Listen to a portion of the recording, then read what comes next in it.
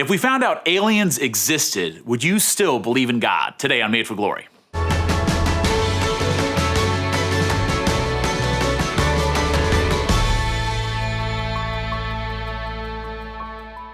A question that comes up a lot that some people have, not everybody, is if aliens are proven to be true, green men from outer space, from Mars or Xanadu or whatever planet, then what will that say about our faith? And people can obsess sometimes over UFOs and extraterrestrials and what is the government hiding from us, different unexplained phenomena that are video taken by jet pilots and other things too. But if that's true, if there are outer space visitors, and what does that say about our understanding of God, the revelation of who God is, that God so loved the world that he sent his son to die for us?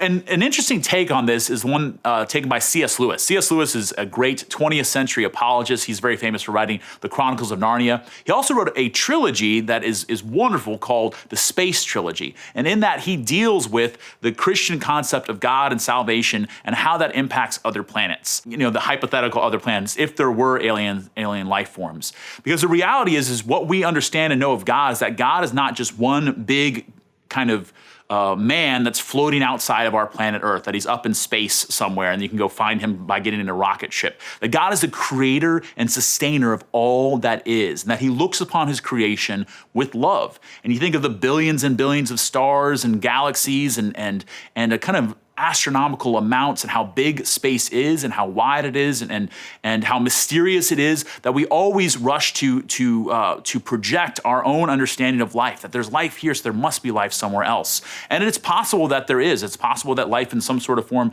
does exist.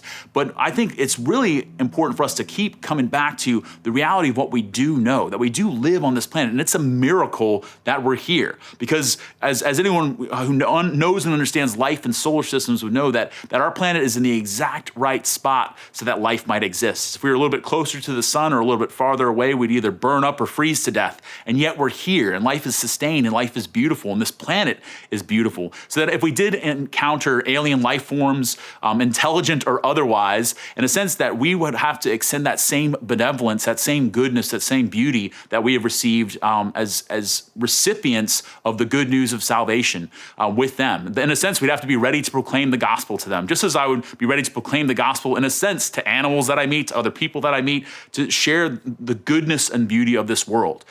Because that's not something that's just conscribed to planet Earth. This is something for all of creation. All of creation. So whether or not we find out that one day there are alien life forms, that maybe they're already living amongst us and they're the ones that invented the internet or whatever it might be, we are called to recognize the goodness and gift of creation and to be able to share that goodness and that message of hope wherever God sends us. Thanks so much for watching this episode of Made for Glory. Thank you for all those who are supporting us on Patreon. We're so grateful to you. Also, as well, for all those who are leaving comments and questions below, that helps us to continue this conversation about what it means to be a Catholic in these very challenging times. God bless.